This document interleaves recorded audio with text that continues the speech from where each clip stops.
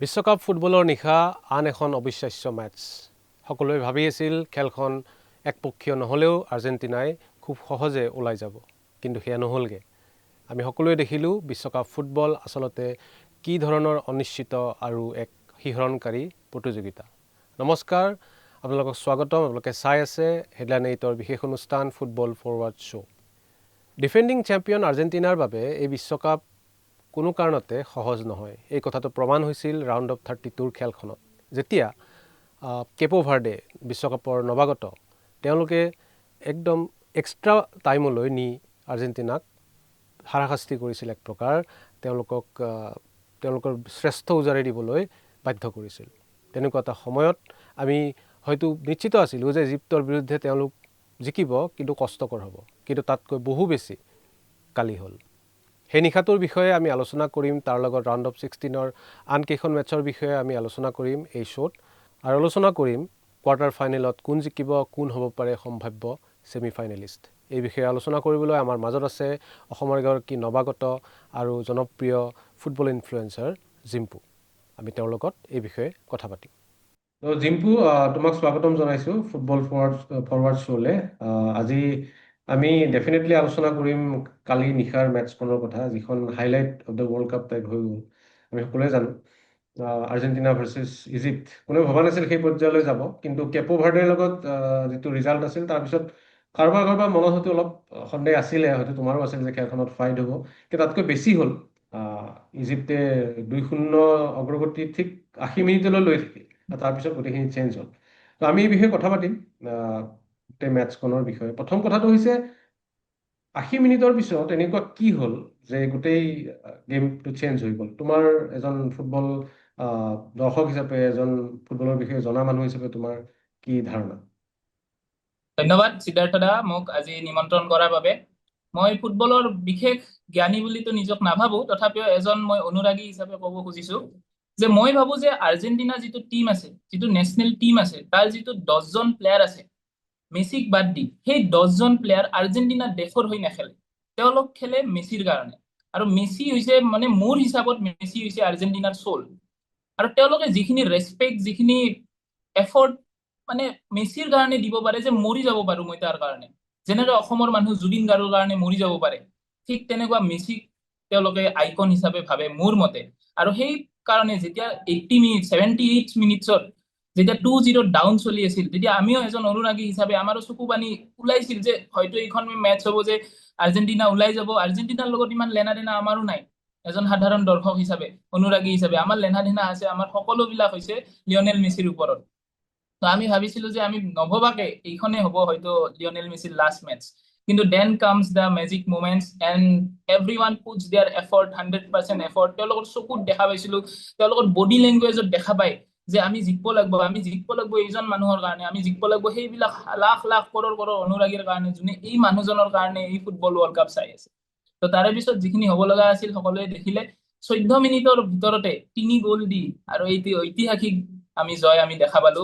আমি বহুত লাকি ফিল কৰিছো যে আমি আৰ্জেণ্টিনাক ছাপোৰ্ট কৰো, বা আমি বহুত লাকি ফিল কৰিছো যে এইটো সময়ত আমি ৱৰ্ল্ড কাপ আজি চাব পাৰিছো, উইটনেছ কৰিব পাৰিছো এনেকুৱা আমি গ্ৰেটছ অফ ফুটবল। ধন্যবাদ জিম্পু। এই গোটেই মেটছখনত বা আৰ্জেণ্টিনাৰ কেম্পেইন বা 2022তো আমি দেখিছোঁ মেছি সকলো তেওঁলোকৰ যিটো গেম প্লেন, সদায় তুমিও ক'লা যে তেওঁলোকৰ চেণ্টাৰত থাকে। তোমাৰ মতে এই মেটছখনত মেছিয়ে কিদৰে প্ৰভাৱ পেলালে? আৰু কোন প্লেয়াৰ আছে, মই ক'ম মোৰ কথাটো, কিন্তু আৰু কোন প্লেয়াৰ আছে যিয়ে 80 মিনিটৰ পিছত গোটেইখিনি ডিফাৰেঞ্চ আনি দিলে? অকে, মই ভাবো যে মই যেতিয়া লাইভ ষ্ট্ৰীম কৰি আছিলো তেতিয়াও মই কৈছিলো যে হুলিয়ান আলভাৰেজ, মই ভাবিছিলো যে তেওঁ আৰু ইয়াতকে বেটাৰ পাৰফৰমেন্স দিব, কিন্তু দিয়া নাছিল ফাৰ্ষ্ট হাফত, হুইচ ইজ আণ্ডাৰষ্টেণ্ডেবল। কিন্তু ছেকেণ্ড হাফত তেওঁৰ পৰা অলপমান আমি এফৰ্ট দেখা পাইছিলো, আৰু তাৰ ফলত এইটো হ'ল যে ৰমেৰো, তাৰপিছত ফলোড বাই মেছি, এণ্ড লাষ্টত এনজো ফাৰ্ণাণ্ডেজ ফ্ৰম চেলচি তেওঁলোকে গ'ল দিলে। যে মই ভাবো যে ইয়াতে ৰড্ৰি ডি পলো হ'ব পাৰে, বা পেৰেডেজ। য়েছ, গোটেই মেটছখনত পেৰেডেজ বেয়া খেলছে। আপুনিও হয়তো মোৰ লগত এগ্ৰি কৰিব, গোটেই মেটছখনত পেৰেডেজে বেয়া খেলছে, কিন্তু লাষ্ট মেজিক মোমেন্টছ আৰম্ভ হৈছে য'ত তেওঁ টেকল কৰিছে আই থিংক মো সালা, আৰু সেই টেকলটোৰ ফলতে আজি হয়তো আৰ্জেণ্টিনা কোৱাৰ্টাৰ ফাইনেলত আছে। তো মই ভাবো এজন ছিংগল প্লেয়াৰ নহয়, সম্পূৰ্ণ তেওঁলোকৰ এটা গোটেই টিম এফৰ্টৰ দ্বাৰা আৰু এটা যি যুঁজাৰু মেণ্টেলিটি আছে তেওঁলোকৰ, যে জিকিব লাগিব, উই ডু নট হেভ এন অপচনছ। তো সেই মাইণ্ডছেটটোৰ কাৰণে হয়তো 78 মিনিটছৰ পিছত মাত্ৰ 14 মিনিটতে তেওঁলোকে 3টা গ'ল দিবলৈ সক্ষম হৈছিল। আৰু আৰ্জেণ্টিনা ইয়াৰ পিছত আহ, কি হ'ব আৰ্জেণ্টিনাৰ? কাৰণ নেক্সট আছে ছুইজাৰলেণ্ড। ছুইজাৰলেণ্ডৰ লগত কোৱাৰ্টাৰ ফাইনেল। আমি কলম্বিয়া হ'ব বুলি ভাবিছিলো, কিন্তু ইয়া আনএক্সপেক্টেডলি তেওঁলোক হাৰিলে। কলম্বিয়া বহুত টাফ অপনেণ্ট। বিশ্বকাপ কোৱালিফাইঙত কলম্বিয়াৰ লগত তেওঁলোকে 2খন মেটচ খেলিছে, এখন হাৰিছে, এখন ড্ৰ হৈছে। আমি কোপা আমেৰিকা ফাইনেলতো দেখিছিলো যে আৰ্জেণ্টিনাই কোনোমতে এক্সট্ৰা টাইমত জিকিছে লাষ্ট কোপা আমেৰিকাত। তো এইটো টাফ হেৰি হ'ল হয়, কিন্তু ছুইজাৰলেণ্ডো যদি কলম্বিয়াক ৰখাই দিব পাৰিছে, তেন্তে মই ভাবো যে আৰ্জেণ্টিনাৰ কাৰণে সেইখনো ডু অৰ ডাই মেটচ হ'বই ডেফিনেটলি, এখন কোৱাৰ্টাৰ ফাইনেল। কিন্তু আৰ্জেণ্টিনাই সেইখনতো বহুত বেছি ফেচ কৰিব বুলি মই ভাবো। য়েছ, তুমি কি ডেফিনেটলি ভাবা? ডেফিনেটলি ময়ো ভাবো যে যদি যিসকলে লাষ্ট মেটচখনো চাইছে ছুইজাৰলেণ্ডত, তেতিয়াহ'লে গম পাব তেনেহ'লে তেখেতসকলে কিমান ডিফেন্সিভ চলিডাৰিটি ৰাখিছিল, কিমান ধুনীয়া এক হিচাপত হাৰাম বল খেলিছিল। আৰু আমি জানো যে হুলিয়ান আলভাৰেজ হওক, ইপিনে লিঅনেল মেছি হওক, বা পেৰেডিছ হওক, বা ডিপল হওক, তেওঁলোকে যিখিনি আক্ৰমণ ৰচিব, তাক হয়তো হয়তো মই কৈছো হয়তো এইটো চুইচ ডিফেন্সে ৰখাবলৈ বহুতখিনি সক্ষম হ'ব পাৰে। But but ultimately it's all about Lionel Messi, it's not about Argentina, মই সদায় কম। তো মই ভাবো যে কলম্বিয়া কিন্তু আমাৰ কাৰণে টাফ হ'ল হয়, কাৰণ লুইচ ডিয়াজ এজন প্লেয়াৰৰ মই নাম ল'ব লাগিব, কাৰণ he was earlier link to Barcelona, but নহ'লগে, আমাৰ পইচা নাই ইমান। তো তাৰপিছত লুইচ ডিয়াজ আমাৰ কাৰণে টাফ অপনেণ্ট হ'লহেঁতেন, কিন্তু যিহেতু তেখেত অলৰেডি এলিমিনেট হৈ গ'ল, আই থিংক ইটছ কম্পেৰেটিভ কেক ৱাক ফৰ আৰ্জেণ্টিনা। ঠিক আছে, আমি আৰ্জেণ্টিনাৰ কথা পাতিলো, কিন্তু এতিয়া কোৱাৰ্টাৰ ফাইনেলত যিকেইটা টিম আছে, বহুত ভাল খেল আহি আছে। নৰৱে আৰু ইংলেণ্ডৰ খেল আছে।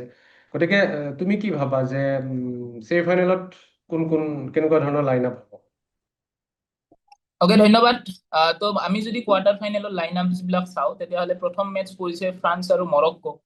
তো মই ভাবো মৰক্কোই বহুত টাফ এটা চেলেঞ্জ আনিব, কিন্তু this France team is unreal. They are I think unstoppable. তেওঁলোকৰ এটা বেড ডে আহিব লাগিব। প্ৰত্যেকটো ভাল টিমৰে এটা নহয় এটা বেয়া দিন আহে। যদি সেই বেয়া দিনটো এইদিনা হয়, অহাকালি হয়, তেতিয়াহ'লে ফ্ৰান্স হাৰিব পাৰিব, নহ'লে আপুনি কেনেকে ৰখাব? কাগজে কলমে আপুনি ফ্ৰান্সক বৰ্তমান ৰখাব পৰা টিম মই নাভাবো যে বিশ্বত বৰ্তমান আছে। ফ্ৰান্সক হৰাব লাগিব, মানে নিজৰ ভুলৰ কাৰণে তেওঁলোকে হয়তো হাৰিব লাগিব, নহ'লেতো মই নাভাবো যে তেওঁলোকক মৰক্কোই হৰাব পাৰিব। Yes, they will give a fair fight I think, but France will go through.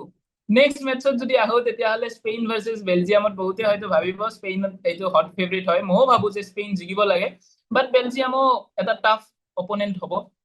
আৰু বেলজিয়ামৰো ক'ব নোৱাৰি লুকাকুৱে হয় নে কেভিন ডিব্ৰয়নে আহে, কোন আহে গ'ল দি থৈ যায়, it's a matter of moment. মই ভাবো যে গোটেই ৱৰ্ল্ড কাপৰ মেটচ কাকো আপুনি ফেভৰিট বুলি ধৰিব নোৱাৰে। মই এটা প্ৰেডিকশ্যন দিছিলো, তাৰে আধা সংখ্যকে ভুল। তো ইয়াৰ পৰা গম পাই যে প্ৰেডিকশ্যন দিয়াটো এটা ঠিক কথা নহয়। কিন্তু মই ভাবো যে নৰৱে আৰু ইংলেণ্ডৰ যিখন মেটচ আছে, that will be a match to remember for ages, মোৰ এনেকুৱা লাগে। It's all about Harry Kane versus Erling Haaland, but I think মিডফিল্ডৰো এটা যুদ্ধ হ'ব। মই ভাবো যে বেলিংহাম ভাৰ্চেছ অডিগাৰ্ড আমি ভাল এটা ফাইট দেখা পাম। আৰু লাষ্ট আহিলো Argentina versus Switzerland, that is already discussed. মই ভাবো Argentina will go through to the semi final for the consecutive 2 times. That is my prediction. তো ধন্যবাদ চিম্পু, আমি বহু কথা পাতিলো। আমি নিশ্চয় আকৌ ছেমি ফাইনেলৰ সময়ত চাগে লগ পাম বুলি আশা কৰিছো। আৰু আশা কৰিছো ফুটবলৰ যিটো বিউটি এই ৱৰ্ল্ড কাপত যেনেকে ফুটি উঠিছে সদায় থাকক। আৰু এটা সময়ত আমি কেৱল আৰ্জেণ্টিনা বা স্পেইন বা ফ্ৰান্স নহয়, ভাৰতৰ কথাও এদিন পাতিবলৈ পাম। অন্ততঃ তাৰ আগত আমি পৃথিৱীৰ পৰা বিদায় নলওঁ, সেই আশাৰে ফুটবল ফৰৱাৰ্ড শ্ব'ৰ পৰা বিদায় মাগিছো। আপোনাক ধন্যবাদ।